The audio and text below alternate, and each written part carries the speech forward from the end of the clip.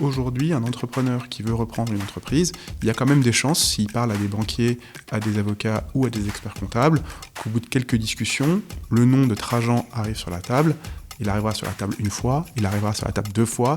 À la troisième fois, en général, l'entrepreneur trouve un moyen d'entrer en contact avec nous. Et on a comme ça quasiment l'année dernière 170 candidats qui nous ont appelés en nous disant voilà, mon projet, c'est de reprendre une entreprise. Voilà, comment on fait ?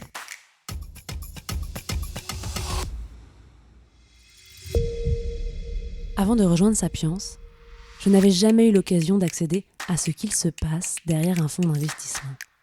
Au-delà de la façade des chiffres, de la performance.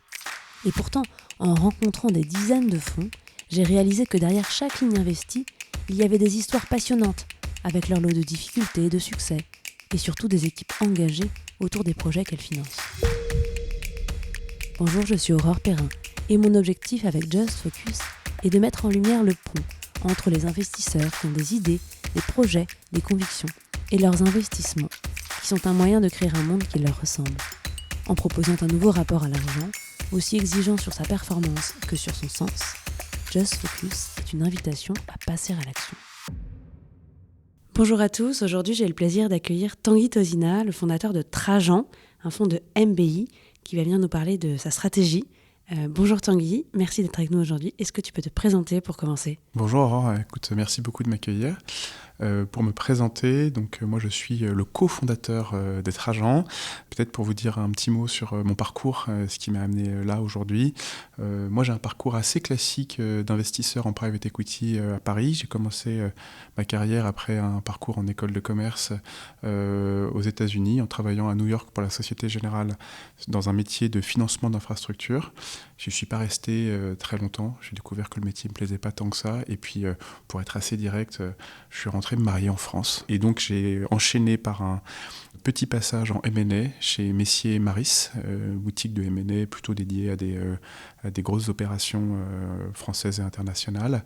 Et puis, j'ai eu la chance en 2012 de pouvoir rejoindre le métier que je visais depuis mes études, le métier du private equity, en rejoignant une équipe qui s'appelait en fait Edmond de Rothschild Investment Partner, qui est maintenant devenu Andera, où j'ai appris le métier d'investisseur entre 2012 et 2018. Et j'ai aussi eu la chance dans cette équipe de rencontrer la personne qui allait devenir mon associé, Thomas Dutheil, qui m'a rejoint en 2014. Et depuis 2014, depuis 10 ans, on partage notre bureau ensemble. Aujourd'hui encore, on est assis côte à côte dans le même bureau. Et peut-être que c'est là, en 2014, qu'a commencé à naître Trajan. Même si techniquement, c'est en 2018 que nous avons démissionné pour créer cette stratégie.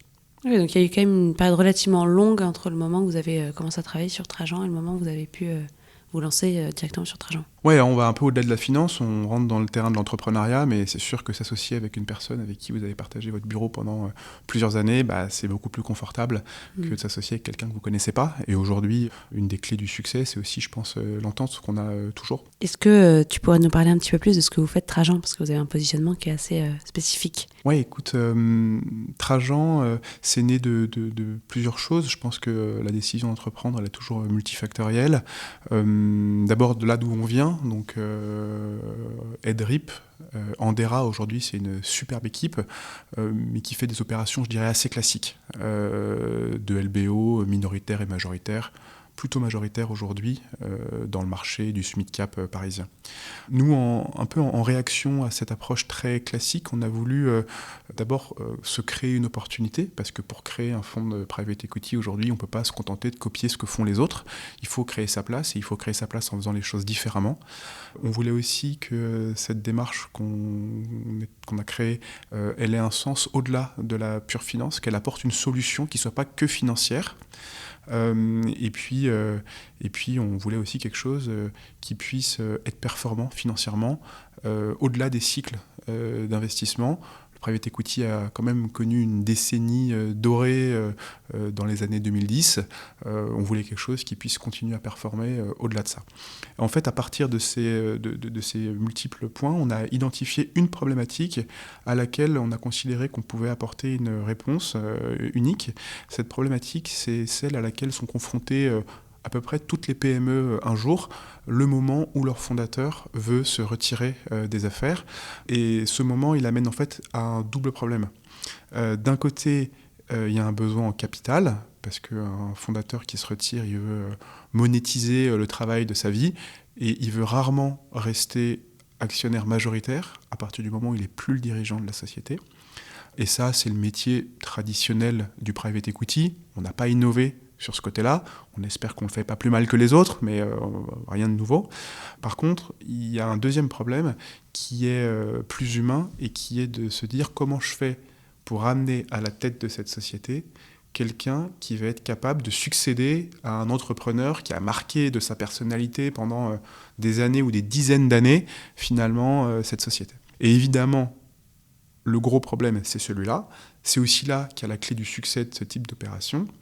Et plutôt que de commencer par chercher des sociétés à racheter, comme font la plupart des fonds d'investissement, nous, on s'est dit avec Thomas qu'on allait commencer par identifier des entrepreneurs capables de se projeter à la tête de ces PME. Et qu'en commençant par l'humain, plutôt qu'en commençant par l'actif financier, on allait apporter quelque chose qui répondait à notre cahier des charges, quelque chose qui soit innovant, quelque chose qui soit performant et quelque chose qui soit utile, puisque au-delà de sécuriser le patrimoine de fondateurs, en amenant à la tête de ces sociétés des entrepreneurs qui se projettent eux-mêmes sur plusieurs dizaines d'années, on a la conviction qu'on est en train de pérenniser un tissu de PME souvent loin de Paris, qui font la richesse du territoire économique français et sans lesquels toute ambition de réindustrialisation a en fait peu de sens, parce qu'aller implanter une grosse usine au milieu d'un désert, si vous n'avez pas les fournisseurs, voilà, tous les services nécessaires autour de cette grande usine, ça ne marchera pas. Voilà. Et donc il faut pérenniser cet écosystème de savoir-faire pour pouvoir réussir cette réindustrialisation après laquelle on court depuis quelques années déjà.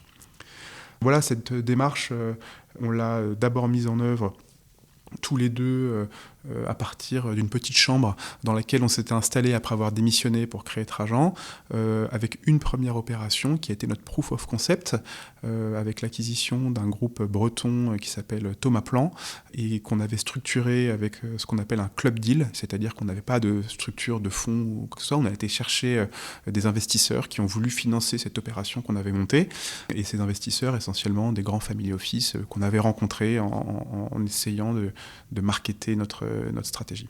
Ils font quoi, Thomas Plan ? Alors Thomas Plan, c'est une société qui est active dans la production de plants maraîchers. Alors c'est un peu technique, mais en gros, entre le semencier, Monsanto, dont on a tous entendu parler, et le maraîcher qui fait pousser les tomates, il y a quelqu'un qui récupère les semences, qui les fait germer, qui leur donne toute leur puissance finalement pendant les premières semaines de leur vie, et qui ensuite les vendent à des maraîchers. Voilà. Très très grosse partie aujourd'hui des maraîchers achètent non pas des semences du coup, mais des plants chez ce type d'acteurs. Voilà. Ok. Voilà, Thomas Plan, ça a été une opération assez emblématique et assez pivot pour nous. Ça a démontré que cette stratégie qu'on avait inventée, alors en fait, il faut dire aussi qu'on s'est beaucoup inspiré d'un modèle américain qui s'appelle le modèle du Search Fund, sur lequel on pourrait passer encore pas mal de temps. Je ne suis pas sûr que ce soit l'objet aujourd'hui, mais tu me diras. Vas-y, écoute, si ça semble important pour qu'on comprenne bien ce que vous faites. Je finis alors peut-être rapidement, et puis on reviendra deux secondes sur le modèle du Search Fund. En fait, cette opération, elle nous a donné de la visibilité et elle a concrétisé, elle a fait passer finalement cette stratégie du stade du PowerPoint à la stratégie qui avait été mise en œuvre pour acheter une jolie société et voilà, et la pérenniser dans le temps. À partir de là, on a voulu accélérer. On s'est vite rendu compte que tous les deux, malgré une belle première opération, on allait avoir du mal à structurer un fonds.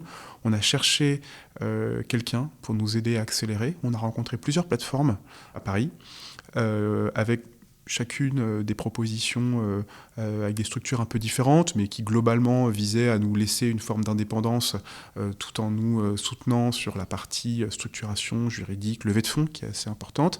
Et puis il se trouve que parmi ces personnes qu'on a rencontrées, il y avait le groupe Edmond Rothschild, ancien actionnaire de nos anciens patrons. Et en fait, cet historique, il nous a aidé à trouver un deal avec eux qui pour nous était le meilleur des deux mondes, puisqu'ils ont pu prendre une grosse minorité de notre capital en nous laissant notre agilité d'entrepreneur. Et ensemble, on a pu structurer et lever un premier fonds qui nous a permis de déployer depuis 4 ans la stratégie sur 8 opérations. Voilà, avec pas mal de succès. Et avec une stratégie qui de plus en plus est reconnue et ça nous fait assez plaisir. Voilà, donc on s'était dit qu'on revenait un tout petit peu sur le modèle du Search Fund. Alors je vais essayer de faire court. Le modèle du Search Fund, c'est un modèle qui est né aux États-Unis au sein de l'université de Stanford dans les années 80, avec des diplômés de MBA qui se sont dit qu'ils voulaient devenir entrepreneurs. Jusque-là, rien de nouveau sous le soleil de Stanford.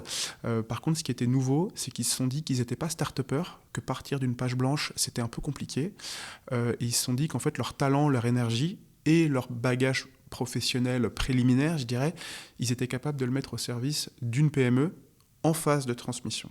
Et en fait, ces étudiants, dès leur diplôme en poche, ils sont allés lever une petite somme de l'ordre de 200-300 000 dollars avec lesquels ils finançaient une période de recherche. Donc ils avaient 200 à 300 000 dollars pour 2 ans pour aller chercher une société à reprendre.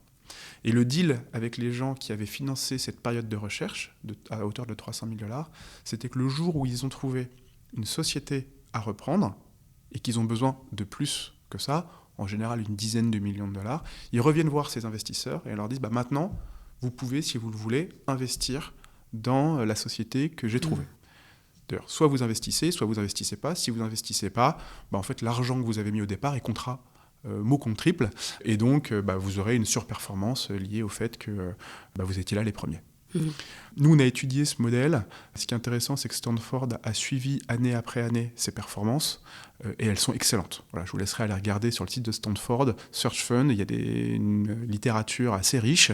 C'est un super beau modèle. Nous, on a appris plusieurs choses de ce modèle et on n'a pas copié, on a adapté le modèle pour la France et l'Europe, en le tournant plus du point de vue de l'investisseur, puisque vous avez bien compris qu'au départ, c'est un modèle qui est drivé par l'entrepreneur. On en a fait un modèle drivé par l'investisseur. Donc si je comprends bien, votre expertise, elle est du coup beaucoup liée au choix d'un futur dirigeant. Est-ce que toi, tu peux partager, je ne sais pas, la manière dont vous choisissez, comment est-ce qu'on identifie quelqu'un qui serait un bon repreneur ? Et puis derrière, ça amène aussi plein de questions par rapport, en fait, tu peux trouver un bon repreneur, mais il faut derrière trouver la bonne boîte pour lui. Et puis ça peut être la bonne boîte, le bon repreneur, mais peut-être que la boîte est à Montpellier et ton repreneur est à Paris. Comment est-ce que vous gérez tout ça ? Parce que ça fait quand même beaucoup de critères. Est-ce que vous brassez des volumes très importants pour derrière être sûr de réussir à faire du matching ? Ou est-ce que finalement c'est des discussions, de la flexibilité, vous arrivez à mettre du liant dans tout ça pour réussir à conclure des deals ? Ouais, écoute, là tu me demandes de révéler les secrets de Trajan, bien sûr, mais non, il n'y a pas de secret. On sait que c'est pas la recette qui compte, c'est l'exécution, donc on peut rentrer là-dedans évidemment. Peut-être en approche préliminaire par rapport à ta question, il y a un mélange de méthode et d'agilité. Forcément, on peut pas se mettre dans des carcans et puis absolument les respecter. Il faut toujours être agile, mais peut-être plusieurs éléments de réponse quand même. D'abord, ce qu'on cherche, c'est des entrepreneurs. Voilà, nous, on a la conviction qu'un repreneur, c'est avant tout un entrepreneur. Et ce que ça amène comme chose, c'est qu'on ne fait pas de chasse. Voilà. On ne peut pas devenir entrepreneur parce que son téléphone sonne et quelqu'un vous appelle en vous disant « Hey, est-ce que tu veux être entrepreneur ?» Ça ne marche pas comme ça. Donc nous, on fonctionne uniquement sur de l'appel entrant. D'accord. Donc c'était peut-être un frein au départ parce qu'il a fallu qu'on fasse connaître notre démarche pour générer de l'appel entrant. Donc on allait voir un écosystème qu'on travaillait depuis déjà quelques années dans le cadre de notre métier d'investisseur, qui sont tous les intermédiaires M&A, aussi avocats, experts comptables, les personnes qui sont au cœur de la transmission d'entreprise, pour leur faire savoir que s'ils avaient cette problématique nécessitant à la fois des capitaux et une solution managériale, il fallait qu'ils viennent nous voir. Et en fait, on était les premiers et les seuls à proposer cette solution clé en main complète, et donc assez vite, les gens ont pensé à nous, ce qui fait qu'aujourd'hui, un entrepreneur qui veut reprendre une entreprise, il y a quand même des chances, s'il parle à des banquiers, à des avocats ou à des experts comptables, qu'au bout de quelques discussions, le nom de Trajan arrive sur la table. Il arrivera sur la table une fois, il arrivera sur la table 2 fois. À la 3e fois, en général, l'entrepreneur trouve un moyen, mais c'est assez facile, notre site web, LinkedIn, un contact qui nous met en relation, d'entrer en contact avec nous. Et on a comme ça quasiment l'année dernière 170 candidats qui nous ont appelés en nous disant voilà, mon projet, c'est de reprendre une entreprise. Voilà, comment on fait ? Donc ça génère le flux entrant. À partir de là, on rentre dans une phase RH assez classique, des entretiens, des prises de référence. On fait aussi appel à un cabinet d'assessment externalisé pour se dire qu'on a mis toutes les chances de notre côté. Et ça passe aussi par la définition d'un cahier des charges pour se dire qu'effectivement, on est bien aligné dans notre recherche, parce que l'objectif, quand on s'embarque avec un entrepreneur, c'est de s'assurer qu'on va trouver. Voilà, parce que chercher, c'est amusant, mais bon, trouver, c'est mieux quand même. Et pour ça, on cherche plusieurs critères. D'abord, on a besoin d'un bagage d'expérience qui soit cohérent avec ce qu'on va trouver dans les PME qu'on va reprendre. Donc on aime beaucoup les candidats qui ont eu à la fois des expériences très structurantes qui apportent de la méthode, que ce soit un passage dans un grand groupe ou à travers des cabinets de conseil, mais on ne veut pas qu'ils s'arrêtent là. Parce qu'il faut aussi, pour les PME dans lesquelles on va investir, avoir une expérience de management des équipes qui ressemblent à celles qu'on va avoir dans des PME. Donc on a besoin d'avoir des entrepreneurs qui ont eu une expérience managériale terrain, que ce soit à la tête d'une business unit d'un plus ou moins grand groupe, à la tête d'une PME familiale dont ils ne sont pas actionnaires, et qu'ils aient validé ça. On a besoin de gens qui acceptent le deal entrepreneurial aussi, c'est-à-dire qui font le choix de gagner leur vie à travers le capital et moins à travers le salaire. Donc prendre la tête d'une PME de 10, 20, 30, 50 millions d'euros de chiffre d'affaires, ça ne permet pas de gagner le même salaire que d'être patron de business unit dans un grand groupe du CAC 40. Voilà. Et ça, il faut l'assumer. Par contre, on offre un accès au capital qui est normalement là où on peut aller chercher de la valeur. Il faut accepter ce deal-là. Et puis, il faut être mobile géographiquement. C'est sûr que quand on se tourne vers les 8 sociétés dans lesquelles on a mis la stratégie en œuvre dans les dernières années, il y en a une à Paris, une en région parisienne et 6 loin de Paris. Et un candidat qui vient nous voir en nous disant moi, je ne suis pas mobile, je veux chercher qu'à Paris, toujours dans l'objectif qui n'est pas de chercher mais de trouver, c'est un frein important. Voilà, il n'y a pas de jugement de valeur sur t'es pas mobile donc t'es pas un vrai entrepreneur, c'est pas du tout ça, c'est juste que si jamais t'es pas mobile, on va avoir du mal à trouver. Ouais, ça me... Alors, sauf si tu avais quelque chose à non, ça. Mais ça m'amène à une question. Tu parles de reprise d'entreprise, on a parlé des entrepreneurs. Au niveau des entreprises, tu parles d'entreprises en région, tu parles de PME. Est-ce qu'il y a un type d'entreprise spécifique auquel vous adressez? J'aimerais bien de manière plus large aussi que tu me parles de ce contexte actuel des cessions de PME. Qu'est-ce qu'il en est aujourd'hui en France? Quel type d'entreprise que vous adressez? Quelles sont les problématiques de ces cédants que vous accompagnez? Comment est-ce qu'ils viennent à vous aussi? Alors, plusieurs points dans ta question, donc je vais essayer de répondre à tous. D'abord, la transmission managériale, c'est toujours un traumatisme pour une PME. Aussi bien qu'on la prépare, aussi bon soit le nouveau dirigeant, c'est toujours un traumatisme. Et nous, ce à quoi on s'attache, c'est qu'on ne combine pas ce traumatisme avec des difficultés dans le business day-to-day de la PME en question. Et du coup, on va nous se concentrer sur des sociétés qui vont bien. Voilà. Notre métier, c'est d'accompagner la transmission managériale d'entreprises qui vont bien. Les entreprises qui vont moins bien, c'est un autre métier pour nous et on laisse passer ça. C'est quoi une entreprise qui va bien aujourd'hui ? C'est une entreprise qui évolue sur des marchés qui sont autant que possible protégés des cycles. C'est sûr qu'aujourd'hui, tout ce qui est lié au BTP, à l'automobile, à la consommation des ménages, c'est des métiers qui sont potentiellement affectés par des cycles et des difficultés qui, pour nous, ne sont pas complètement compatibles avec une transmission. Alors, je fais des généralités. Il y a même dans ces métiers-là des entreprises qui, par leur savoir-faire, qui, par leurs relations contractuelles, sont quand même capables d'avoir la pérennité nécessaire pour qu'on organise une transmission. Donc, on n'élimine pas de métiers a priori, mais quand même, il faut avoir en tête ces grandes règles. Première chose. Deuxième chose, il faut savoir qu'en France, et c'est peut-être peut paraître paradoxal, en France, on a un marché de la transmission de PME qui est beaucoup plus intermédiaire qu'il ne l'est par exemple aux États-Unis. Même sur une PME de quelques millions d'euros de chiffre d'affaires, il est très probable que vous aurez un intermédiaire. Donc aujourd'hui, nous, notre deal flow, il est très essentiellement intermédiaire. Notre métier, c'est de faire savoir à ces intermédiaires, qui peuvent être des banquiers M&A, mais aussi, je vous le disais, des experts comptables ou des avocats, leur faire savoir qu'il y a chez Trajan la solution clé en main pour ce type de problématique. L'idée pour nous, c'est d'attirer chez Trajan le maximum d'opportunités pour qu'on puisse choisir les meilleurs et avoir le choix. C'est quand même un luxe pour un investisseur aujourd'hui, parce que ça permet de passer sur des dossiers où on n'est pas confortable, alors que quand on a moins de choix, parfois on est un peu obligé d'aller faire ces opérations sur lesquelles on est moins confortable. Pour vous donner un nombre, l'année dernière, on a reçu 300 opportunités. On a accompagné 2 opérations. Ça fait un taux de sélection inférieur à 1%. C'est plus confortable que de devoir faire 2 sur 10, quoi. J'imagine qu'au départ, vous en aviez moins. Oui, tout à fait.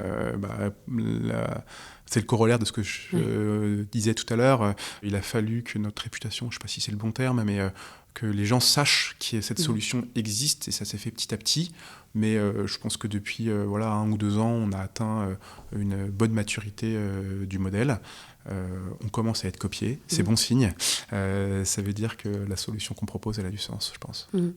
Tu as une idée du nombre de sessions de PME qui adviennent chaque année en France ou Non, j'ai pas les stats, parce qu'en fait, le nombre de sessions de PME dans son ensemble, pour nous, il n'a pas tellement de sens. On s'adresse finalement à une toute petite fraction de ces PME, puisqu'il faut qu'il y ait une taille minimale, il faut qu'il y ait toutes les cases qui soient cochées, toutes les planètes alignées. Et donc nous, on s'adresse à une toute petite fraction. Du coup, je pourrais le retrouver, mais ça n'a pas tellement de sens pour nous, je pense, de se comparer à un marché global de la transmission des PME. Ok, tu dis que vous êtes copié. Est-ce qu'il y a d'autres choses qui, chez Trajan, sont particulièrement uniques et qui font que vous êtes incopiable dans votre désinvestissement ou on s'est déjà tout dit peut-être Non, on n'est jamais... De toute façon, je pense qu'on n'est jamais incopiable. Après, il y a une stratégie, et puis ensuite, il y a des personnes qui la mettent en œuvre. Je pense qu'on a nos personnalités aussi, et que c'est ça qui fait, à la fin, la touche d'une équipe d'investissement, et qui fait qu'il n'y en a pas une qui est complètement comparable à l'autre.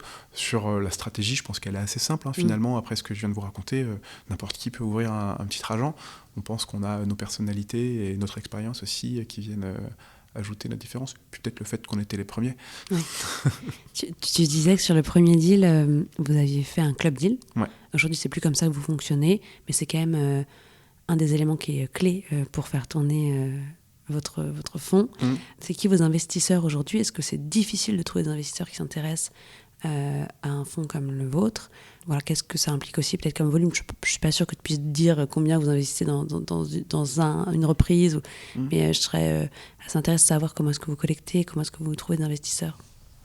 Alors nous, le fonds qu'on conseille, le premier fonds qu'on conseille, c'est un fonds qui faisait 110 millions d'euros, qui est fermé maintenant. Et c'est un fonds qui a eu beaucoup de succès auprès des investisseurs privés.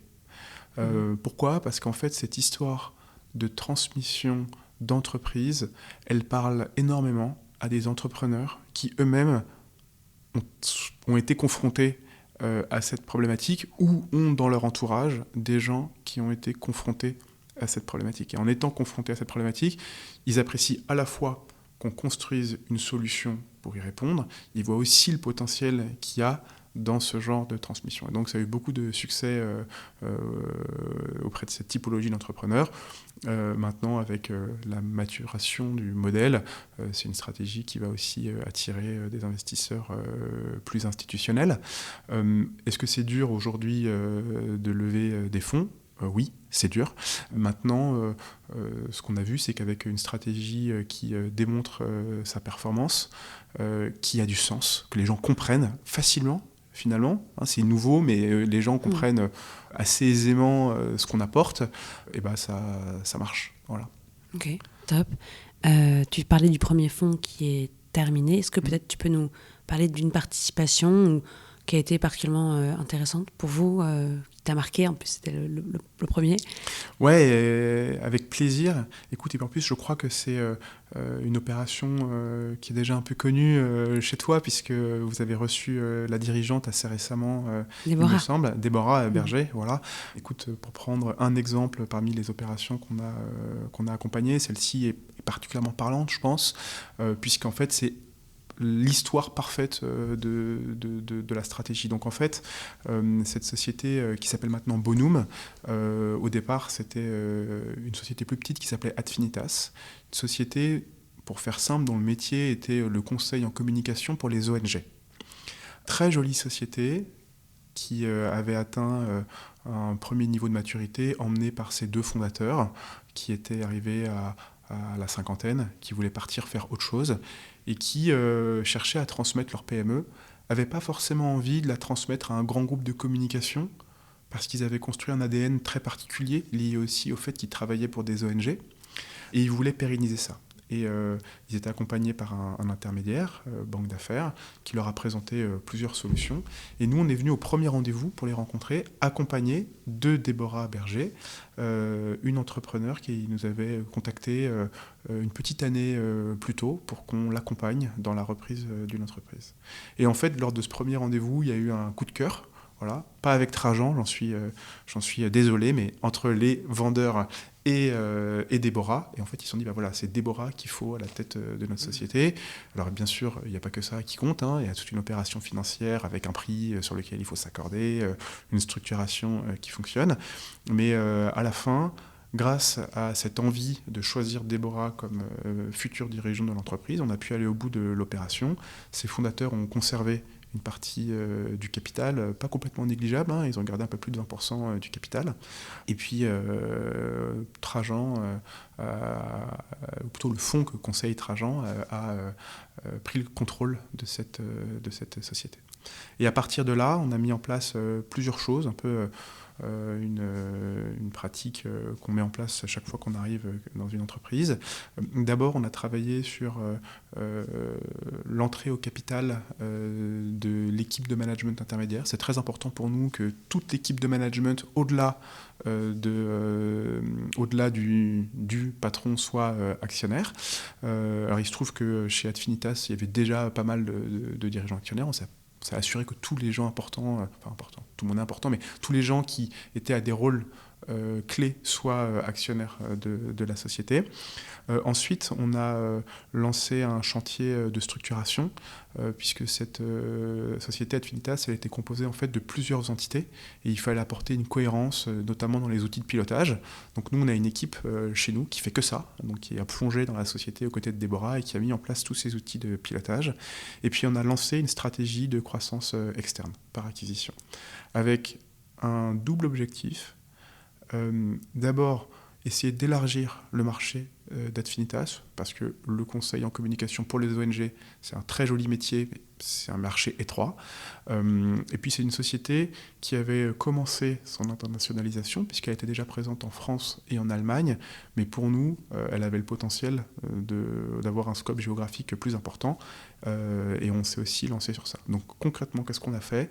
On a identifié plusieurs métiers, notamment celui de conseil en communication pour les instances publiques et conseil en communication pour les corporates, mais sur une thématique RSE, pour garder une cohérence dans le métier du groupe. Déborah le dit elle-même avec des jolis mots.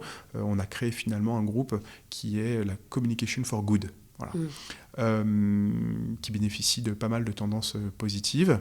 Et pour matérialiser cet élargissement des métiers du groupe, on a finalement donné une structure à l'ensemble du groupe qui s'appelle maintenant le groupe Bonum. Adfinitas existe toujours, mais en tant qu'entité du groupe Bonum. Ça, c'était sur le développement métier. On a aussi accompagné Déborah et son équipe dans le déploiement à l'international. Je vous l'ai dit, elle était présente déjà en France et en Allemagne. On est allé acheter un concurrent en Autriche, présent sur les mêmes métiers que le métier d'origine d'Adfinitas. Et puis on a accompagné Déborah dans l'ouverture d'un bureau en Belgique. L'idée, c'est que ce groupe, il a une vocation à être totalement pan-européen. Voilà.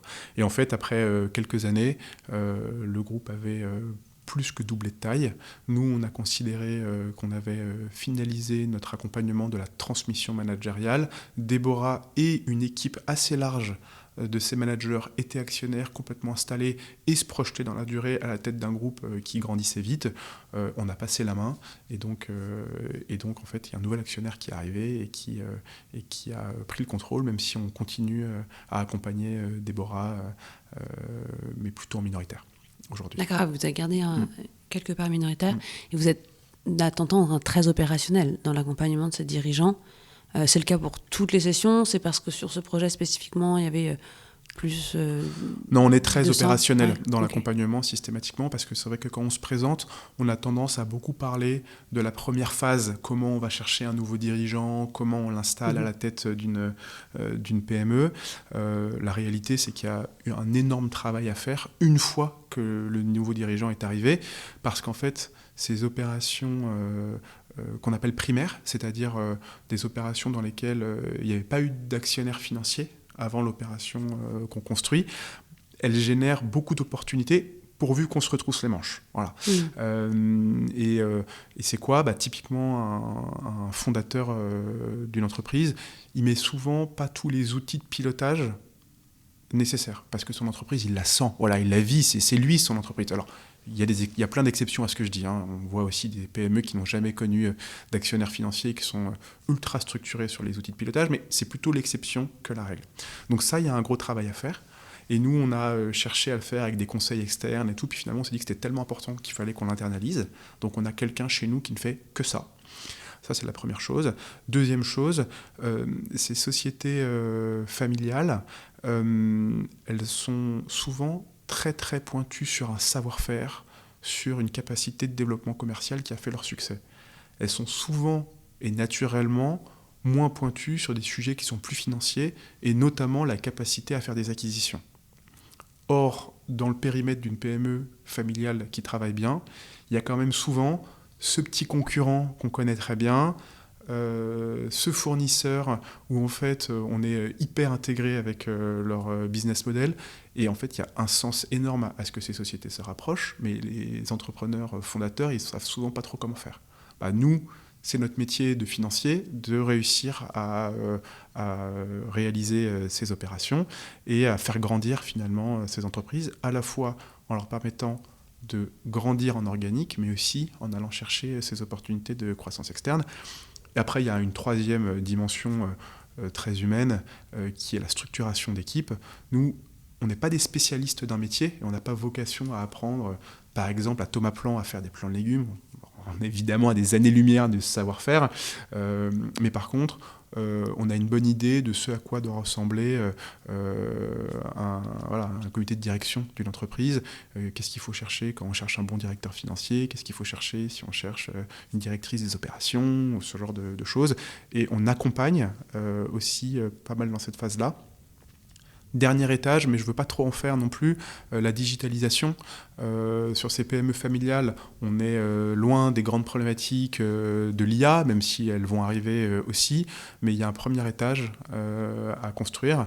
Je parlais d'outils de pilotage, il y a des notions de mise en place d'ERP sur lesquelles il y a des enjeux importants pour ces PME, et grâce à l'équipe qu'on a internalisée, on se préoccupe aussi de ça, peut-être pour poser les bases de l'utilisation future de l'IA, par exemple. On sait bien que l'IA ne fonctionne que si on a une donnée propre et ordonnée. Premier étage, il faut commencer par créer et ordonner cette donnée. Voilà sur les piliers sur lesquels on est très opérationnel. L'idée pour nous, c'est de permettre à une nouvelle équipe de management, en quelques années, de se mettre en position de continuer l'aventure pendant un temps qui est beaucoup plus long que notre temps d'investissement. Donc on a plutôt vocation à préparer des sociétés à être achetées par des fonds d'investissement, même si parfois ça peut avoir du sens que ce soit un industriel qui les reprenne, mais notre vocation c'est plutôt de mettre le pied à l'étrier à une nouvelle équipe de management qui se projette dans la durée. Est-ce que peut-être dans ce même fonds ou par ailleurs, il y a aussi peut-être des erreurs, des choses que vous avez apprises depuis le lancement de Trajan et évidemment que tu accepteras de me partager aujourd'hui? Alors c'est forcément toujours beaucoup plus difficile de parler de ses erreurs que de ses succès. Par ailleurs, le fonds est encore assez jeune et Oui. les erreurs comme les succès mettent du temps à se matérialiser. Donc peut-être pour prendre un pas de recul de plus et sans donner de nom spécifique, partager quelques leçons et quelques erreurs des 12 années, un peu plus maintenant, que j'ai passé à faire de l'investissement dans des PME. Voilà, moi j'ai été confronté en gros à trois grandes typologies d'erreurs. Erreur au sens où si je devais le refaire, je le ferais différemment. Voilà. C'est exactement ça. La première chose, dans notre métier d'investisseur dans des sociétés non cotées, c'est qu'il y a un piège qui est qu'une opération, ça met souvent beaucoup de temps à se concrétiser. C'est beaucoup d'énergie, c'est évidemment beaucoup plus d'énergie que d'acheter des titres cotés sur une plateforme. Et en fait, on peut se retrouver dans des situations où on commence l'étude d'une opportunité et 1 an et demi, on est encore en train de travailler sur l'opportunité, ce qui veut dire qu'on a mis énormément d'énergie et de temps. Et en fait, on se retrouve dans des situations où on est tellement engagé, on a passé tellement d'énergie que les problèmes qui naissent pendant cette période d'1 an et demi qui est nécessaire pour réaliser l'opération, on a une petite tendance à les pousser un peu sous le tapis parce que admettre qu'elles sont là, c'est peut-être jeter tout le travail qu'on a mené. Et donc c'est quelque chose sur lequel il faut rester hyper vigilant, qui est parfois hyper dur, mais se dire que jusqu'au jour où on appuie définitivement sur le bouton, il faut rester vigilant sur ces sujets et c'est très dur, mais accepter que parfois, on a passé 1 an sur un projet, mais voilà, il y a une petite nouveauté, il faut le passer. Et surtout, j'imagine que sur 1 an, dans une PME qui est quand même, j'imagine, très incarnée par son fondateur, qui lui-même est en train de prendre du recul, peut-être se désengager même, forcément, même psychologiquement, il est moins dedans, il se projette dans une sortie. Ça peut avoir un impact énorme en termes ne serait-ce que d'engagement d'équipe, donc de perdre des personnes clés, des gens qui sentent que ça va bouger. Enfin, c'est quelque chose que vous arrivez à tenir, ça. C'est pas facile, mais la problématique, elle va même au-delà de la situation où il y a un changement de management. Même dans une opération classique où le management reste, il peut y avoir, par exemple, quand on est présent sur des marchés internationaux, un retournement sur le principal marché, des choses comme ça. Et en fait... on les voit. En fait, la réalité, c'est que dans la plupart des cas, on les voit et il faut être capable, jusqu'à la dernière seconde, quasiment, de se dire, en fait, non, les conditions ont changé et maintenant, c'est plus possible. Bon, alors quand le problème est énorme, alors évidemment, ça se voit. Le sujet, c'est quand il y a une petite musique qui commence à émerger doucement et qu'on peut avoir une tendance à essayer de la pousser sous le tapis à ce moment-là. Et il faut cette discipline. Et elle s'apprend, cette discipline, parfois dans la douleur. Voilà. Ouais, je comprends. Mais en plus, si vous êtes particulièrement proche des personnes et que vous êtes vraiment dans l'essai de comprendre aussi les humains qui peuvent bien s'entendre, j'imagine que c'est aussi des choses qui sont désagréables à annoncer, quoi. Dire, on plante le deal parce qu'en fait... Il y a ce sentiment de trahison, mais ça fait partie de la difficulté à renoncer. C'est qu'évidemment, la personne en face va dire, attendez, tu m'avais dit que en fait les paramètres sont plus les mêmes, il faut savoir renoncer, c'est pas facile, parce qu'il y a des relations, encore une fois, c'est pas une plateforme, donc pour ce travail d'un an, alors 1 an c'est un peu long, mais ce travail qui peut aller jusqu'à 1 an et demi, c'est des échanges, et donc il y a une relation qui se crée, et renoncer, c'est casser cette relation, clairement. Peut-être un deuxième sujet sur lequel je pense qu'il faut être vigilant, c'est une forme d'effet de mode. Il y a, même dans notre métier, des effets de mode, parce que prendre une décision d'investissement dans notamment des PME, où on n'a jamais toute la data qu'on aimerait avoir pour prendre sa décision, il y a une partie de la décision qui ne peut pas être complètement rationalisée. Et en fait, l'effet de mode, il vient d'où ? Il vient, c'est un peu rassurant de savoir que le confrère lui-même a fait un investissement dans le secteur, que par ailleurs ça a très bien marché pour lui, et il y a comme ça des effets de mode qui se déclenchent. Et ça aussi, c'est quelque chose qui est difficile auquel il faut faire gaffe. Voilà, il faut faire attention, peut-être se poser la question, si tout le monde est vendeur en ce moment dans ce marché, est-ce qu'il y a une raison ? Et en fait, lié à ça, il y a ces métiers cycliques dont on peut oublier parfois, qui sont cycliques, parce qu'on est dans le feu de l'analyse de son dossier, parce que souvent on regarde des historiques sur 3, 4, 5 ans, mais on a des cycles qui peuvent être plus longs que ça, et des retournements qui peuvent faire mal. Par exemple, on a eu en 2021-2022 un cycle de la consommation qui était fabuleux, qui fait que beaucoup d'entreprises qui reposaient sur la consommation des ménages étaient en très forte croissance là. Et ensuite, je pense que tout le monde sait ce qui s'est passé, avec un déclencheur, mais qui est peut-être qu'un des déclencheurs de la guerre en Ukraine. Et là, la consommation, elle est à la cave, et ça peut faire mal. Et voilà, donc attention à ces sujets de mode, et à ces retournements de cycle, on essaie toujours d'être vigilant, mais ça aussi, c'est des choses qu'on, malheureusement, souvent, on apprend dans la douleur. Voilà, après, peut-être une troisième leçon de ces plus que 12 ans d'accompagnement d'entrepreneurs. On est très attaché dans notre métier à la notion d'alignement d'intérêts. Être sûr que les contreparties en contrôle ont mis leur argent au même endroit que nous. Ce critère, il est essentiel, mais il n'est clairement pas suffisant. Voilà. C'est pas parce que le dirigeant d'une entreprise a mis tout son argent et réinvesti dans une boîte que le projet, c'est sûr qu'il est bon. Voilà. Et il faut faire, il faut garder soi-même sa capacité à juger au-delà de l'engagement de notre contrepartie. Et l'alignement d'intérêt, c'est bien, mais c'est pas suffisant. Voilà. Et ça aussi, pour avoir vu des dirigeants qui réussissaient à emballer des opérations en disant voilà, moi j'ai tout mis et je remets tout, donc ça veut dire que j'y crois. En fait, c'est pas suffisant. Voilà. Ça fait 12 ans que tu fais ce métier-là, quelques années aussi que tu vois Trajan se développer encore davantage et prendre de l'ampleur. Comment est-ce que toi tu te projettes, Tanguy, par rapport à Trajan ? C'est quoi, je sais pas, par exemple, tu vois, comment est-ce que tu projettes Trajan et à quel moment tu te diras, en fait là j'ai... Peut-être que tu te dis déjà, je me rends compte en formulant la question, mais tu te dis, là j'ai atteint en fait exactement ce que je voulais atteindre avec Trajan et soit je change de métier, soit je fais autre chose, soit je cherche de nouveaux objectifs. Mais... Tu as raison dans ta question de lier mon ambition personnelle et l'ambition de Trajan, parce qu'en tant que co-créateur d'une entreprise, en fait, oui, mon ambition, je pense que c'est aujourd'hui, elle est liée intimement à l'ambition de Trajan. Donc non, on est loin avec Thomas d'avoir atteint ce qu'on voulait atteindre avec Trajan. On a des jolies étapes et des jolis succès, mais on est encore loin de ce qu'on veut atteindre. Je pense qu'on a...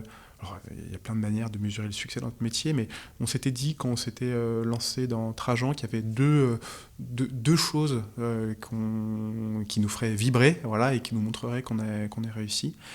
La première chose, et peut-être la plus importante, c'est de se dire que peut-être un jour, dans des discussions de cadres, dans des plus ou moins grands groupes, le rêve pour eux, ce serait plus d'aller monter leur start-up comme ça a pu l'être il y a quelques années, mais ce serait d'aller faire une Trajan. Voilà. Et ça veut dire quoi ? Ça serait de dire que ces gens-là qui sont en plein succès, qui ont ces envies d'entrepreneuriat, ils se disent en fait, là où j'ai envie de mettre mon énergie, c'est en me projetant à la tête d'une PME qui a besoin de moi. Voilà. Ça, ce serait un beau succès. Si ça pouvait être associé au nom de Trajan, comme on l'espère, ce serait encore un plus beau succès.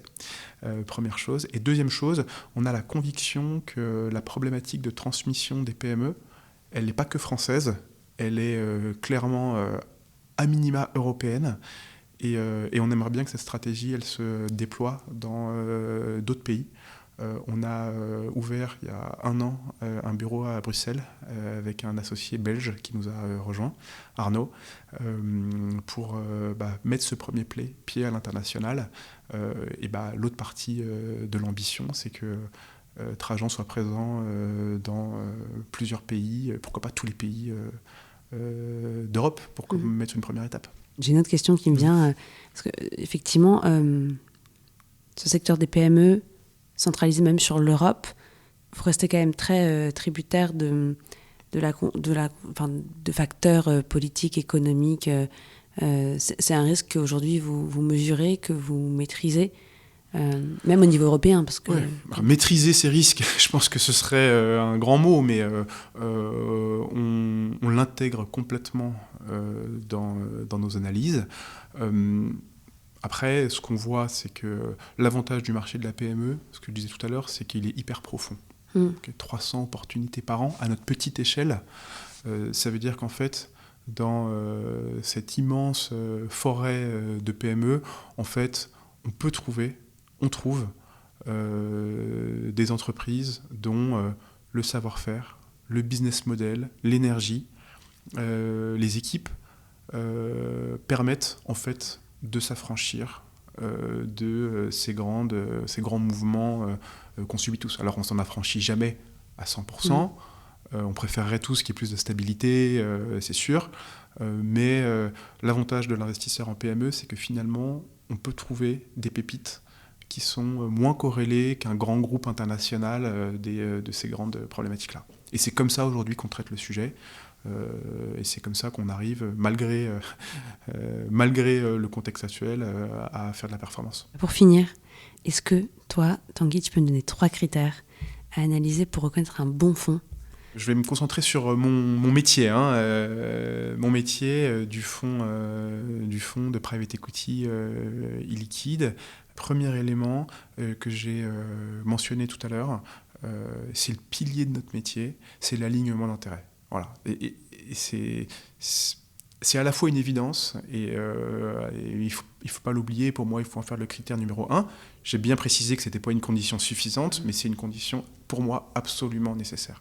Donc, au moment d'investir dans un fonds, je pense qu'il est essentiel de vérifier que les intérêts entre toutes les contreparties soient bien alignés, que tout le monde ait le même objectif financier. Deuxièmement, peut-être plus en réaction au contexte actuel, je pense que quand on regarde un fonds d'investissement et qu'on se pose la question d'investir dedans, dans notre métier, il faut bien avoir en tête qu'on est sur des cycles qui sont très longs. Un fonds d'investissement, il va avoir une période de déploiement de l'ordre de 4-5 ans, puis il va garder toutes ces sociétés pendant 4-5 ans. Ça fait des cycles quasiment d'une dizaine d'années. Et tout le monde connaît l'adage, les performances passées ne préjugent pas des performances futures, mais je pense que dans notre métier, c'est encore plus vrai qu'ailleurs, parce qu'il faut bien être clair que les performances passées, elles ont été réalisées sur des périodes d'investissement qui avaient lieu 4 ou 5 ans, et quand on voit la vitesse à laquelle le contexte évolue aujourd'hui, il est vraiment essentiel de se dire, attends, est-ce que les conditions qui ont permis à cette équipe de réussir il y a un cycle, elles sont encore réunies aujourd'hui pour réussir. Voilà. Là où, alors je parle de choses que je connais beaucoup moins bien, mais dans les marchés liquides, la performance passée, elle s'apprécie potentiellement il y a 2 semaines, il y a 1 an. Dans notre marché, d'un fonds à l'autre, les conditions peuvent avoir changé du tout au tout. Voilà. Troisième chose à avoir en tête quand on investit dans un fonds, je pense qu'on est sur des problématiques de liquidité qui sont totalement différentes de ce qu'on peut avoir dans d'autres métiers. Notre métier du private equity, il appelle des contraintes. Vous vous engagez dans un fonds, mais vous êtes appelé pendant 5 ans. Potentiellement, vous ne pouvez pas revoir vos fonds pendant 10 ans. Quand on construit son patrimoine, il faut avoir ça en tête. Voilà, je pense que c'est quelque chose qui peut quand même peser lourd dans le choix d'allocation entre les différents types de fonds. Ok, merci beaucoup Tanguy pour ces 3 conseils et je te souhaite une belle continuité avec Trajan. À bientôt. Merci beaucoup Aurore. Voilà, Just Focus est terminé pour aujourd'hui. Un grand merci à Sapiens, premier family office digital qui a rendu possible sa réalisation. Si cet épisode vous a plu et que vous souhaitez le soutenir, il existe plusieurs manières de le faire. Parlez-en autour de vous et partagez-le largement sur les réseaux sociaux. Pensez à mettre un commentaire 5 étoiles sur Apple Podcast. Et bien sûr, abonnez-vous pour ne pas manquer les prochains épisodes. À très vite.